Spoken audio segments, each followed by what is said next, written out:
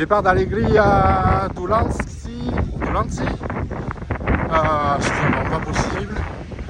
Je vous dis pas ce qui m'attend plus loin parce que là j'arrive à l'approche des montagnes pour vous montrer et découvrir le spot par lequel je souhaitais passer. Et regardez, je vous montre un peu derrière moi ce qui se passe. Bon, je sais pas si ça se voit bien, mais putain, c'est noir. Ça me fait un peu peur tout ça. Enfin, alors super auberge à Dulantzi. C'est un peu en dehors du chemin. C'est une auberge municipale pour les pèlerins uniquement. Et alors, tenez-vous bien, 4 € la nuitée. Super auberge. Vraiment génial. Plein centre du village. Alors vous avez toutes les commodités, magasins de bouffe, bar, tout ce que vous voulez. Et c'est une toute petite ville, hein. Ça n'a rien d'extravagant. Mais alors il y a vraiment tout. Et 4 € la nuitée, alors là c'est le meilleur prix que j'ai vu pour l'instant. Avant c'était 5 €, là c'est 4 €. Voilà. Allez, je vous laisse, je marche un petit peu parce que là, comme vous voyez, il y a un vent de fou là, comme hier, comme il y a 2 jours. Je sais pas, il doit y avoir le Mistral là aussi.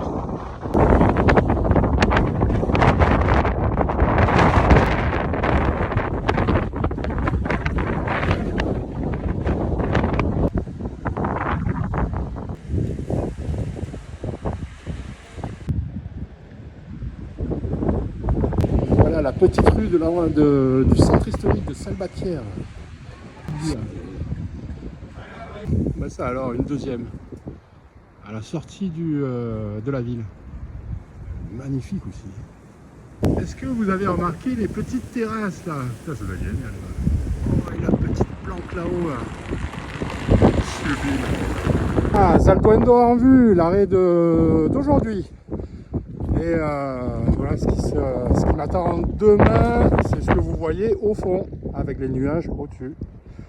Bon, en tout cas, je vais bientôt arriver. Je vais pouvoir me poser. C'est un tout petit village. Il n'y a rien d'autre à faire, donc de se poser tranquille. J'en ai un peu ma claque du vent, hein, à vrai dire. Mais c'est comme ça, c'est Compostelle. Et arrivé à l'auberge. Regardez comme il est. Regardez un peu cette vue splendide sur Zalduendo. Et ce qui m'attend demain. Ça. Et là, je me rends parce que là, comme pas possible. Regardez un peu l'intérieur de cette auberge là. Si c'est pas génial que l'Espagne, enfin le Pays Basque, mette à disposition des pèlerins ce lieu. Regardez ça, petit couchage là. Mais c'est trop mignon. Le deuxième ici. Alors ça c'est... Oh, il y a même des serviettes, on dirait. Et là, bon, les sanitaires, le lavabo, la douche, oh là là, les chiottes, tout, la petite salle de bain, et voilà. Et tout ça dans des matériaux, on dirait, comment dire, naturels. Même la déco est chouette. Et c'est ça, alors ça a été rénové en 2020, donc c'est très récent. Mais quel plaisir d'arriver dans une auberge. Alors là, autant vous dire, c'est fait pour des pèlerins paumés comme moi, hein, surtout en hiver. Voilà. Et là, quand vous voyez ce qui se passe dehors, avec tout ce qui tombe et le vent qu'il y a, oh, je suis trop bien là, je suis refait. Oh, c'est quoi ce bordel?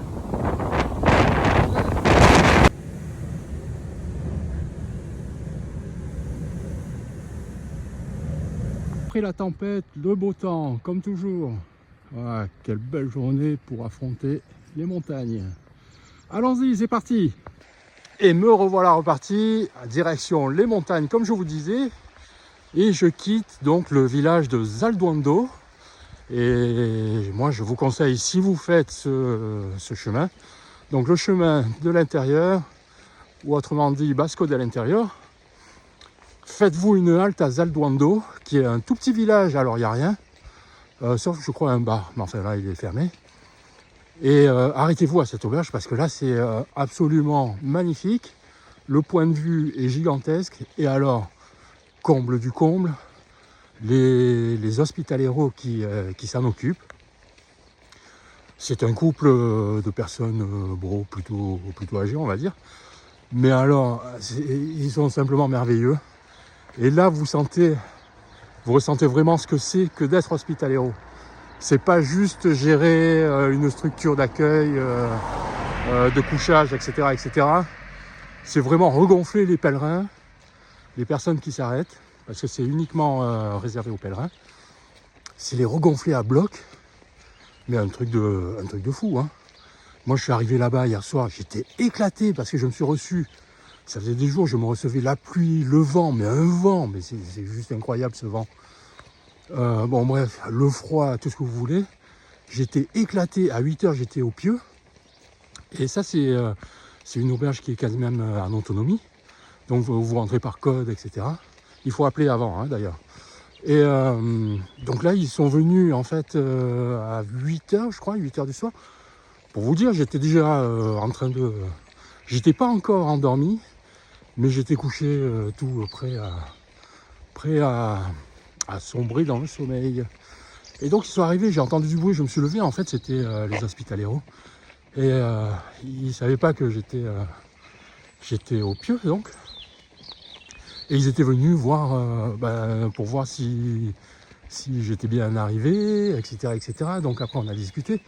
Et donc quand ils m'ont vu dans mon état et ce que je devais faire aujourd'hui, ils m'ont dit non mais là après la tempête il va y avoir plein de boue, c'est une étape qui est quand même difficile, etc.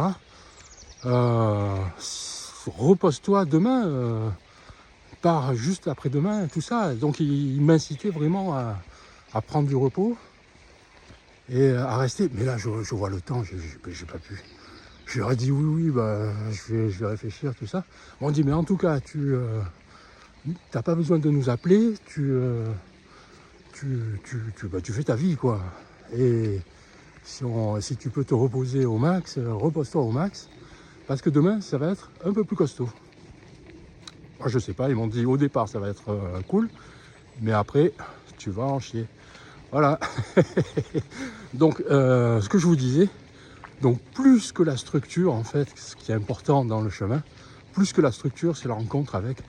Lorsque vous avez la chance de tomber sur des hospitaleros de cette nature, c'est juste incroyable de retrouver un tel degré d'humanité, tout ça. Donc des choses qui se perdent aujourd'hui, hein, des choses qui se perdent.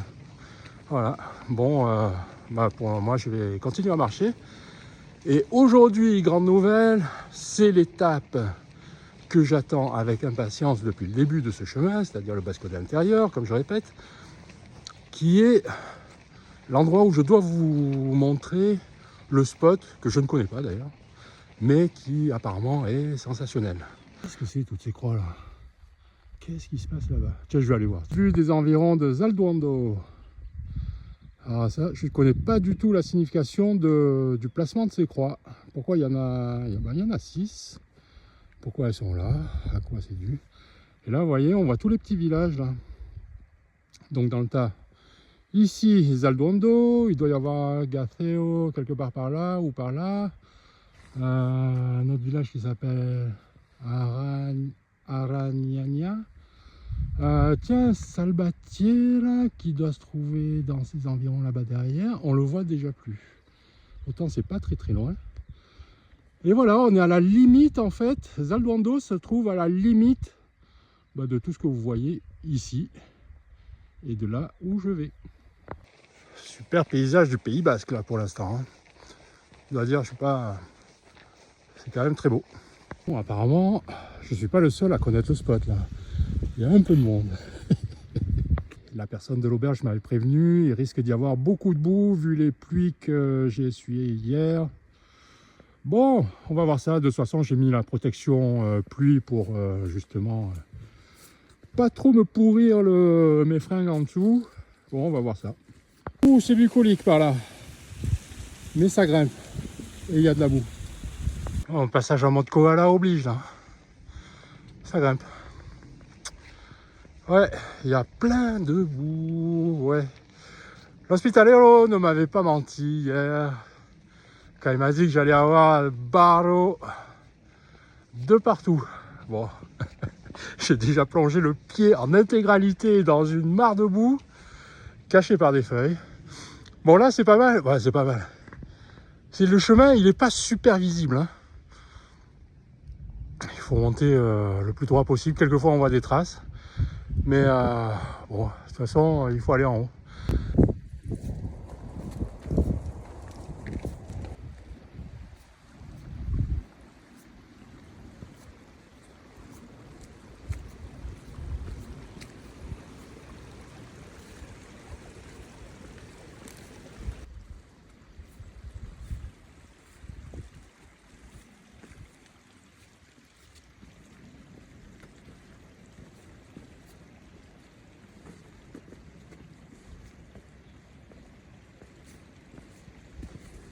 Ah, mais qu'est-ce que c'est en face là?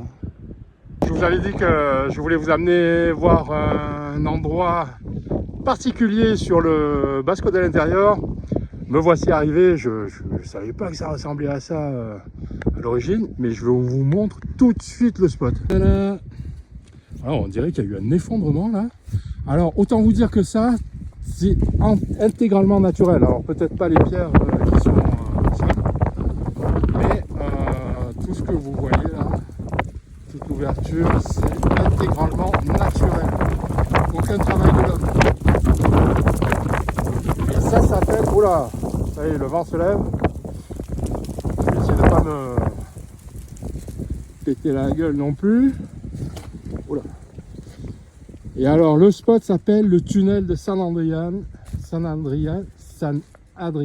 Voilà, donc ici l'entrée de ce fameux tunnel de San Adrian, qui est un passage historique depuis emprunté depuis l'âge de bronze jusqu'au Moyen-Âge.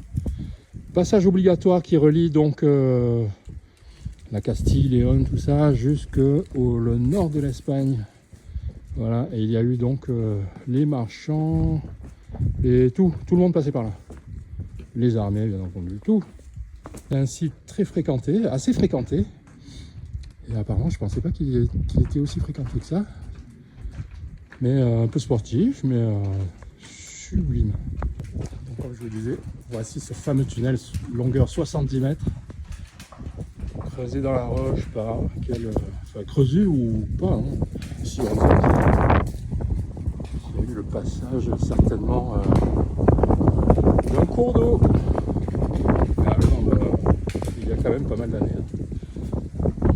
Voilà, parfaitement naturel. Et alors, ça a dû en voir passer du monde. Hein. Ça a dû en voir passer sacré. Beaucoup de monde. Plus un ermitage ici. Incroyable ce site.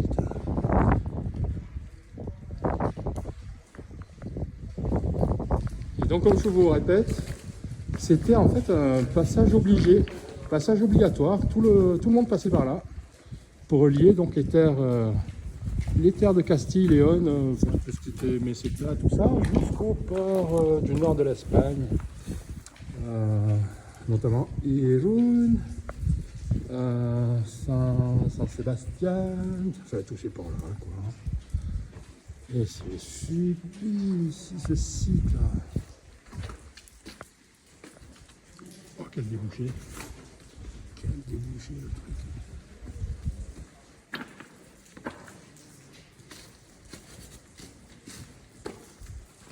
Voilà, bon asiatique. Regardez ça. Qu'est-ce qui se passe là? Donc ça c'est l'ermitage, un ermitage, une coquille. L'ermitage, je ne sais pas comment il s'appelle, ça doit être l'ermitage San Adrian, certainement. Là on voit les vestiges de construction. Une arche là, il y avait une porte. Incroyable. Oula. Bon, c'est super casse-gueule par contre. Hein. Il faut faire gaffe là où vous mettez vos pieds. Mais prodigieux. Prodigieux.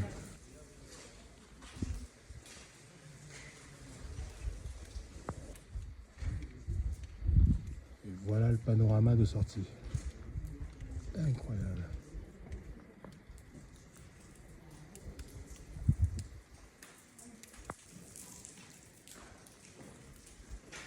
Il y a encore un travail de recherche des vestiges, de construction passée. Fantastique, fabuleux ce site. C'était donc le tunnel de San Adrián. L'étape un peu phare, le passage phare en fait du Camino Vasco de l'Intérieur. Voilà pourquoi je tenais tellement à passer ici pour vous montrer ce site qui est absolument unique. Comme je vous rappelle, c'est pas du tout l'homme qui a creusé la roche, c'est fait intégralement naturellement. C'est bah ouais, la nature a fait ce passage pour l'homme puisqu'il a été emprunté pendant des millénaires. Parce que je vous rappelle que c'est un passage qui est emprunté depuis entre l'âge de bronze jusqu'au Moyen-Âge et ensuite il a dû y avoir autre chose, mais toujours très fréquenté et actuellement notamment par les pèlerins. Allez, je vous retrouve un peu plus loin. Et par chance, la ermita de San Adrián était abierto. Et voilà, bon, rien de transcendant, c'est un petit hôtel, voilà, c'est un petit ermitage qui se trouve donc à la sortie ou à l'entrée du tunnel de San Adrián. Voilà, un petit refuge qui est donc ouvert. En cas de gros temps, je pense qu'on peut venir fabriquer, ça c'est pas mal.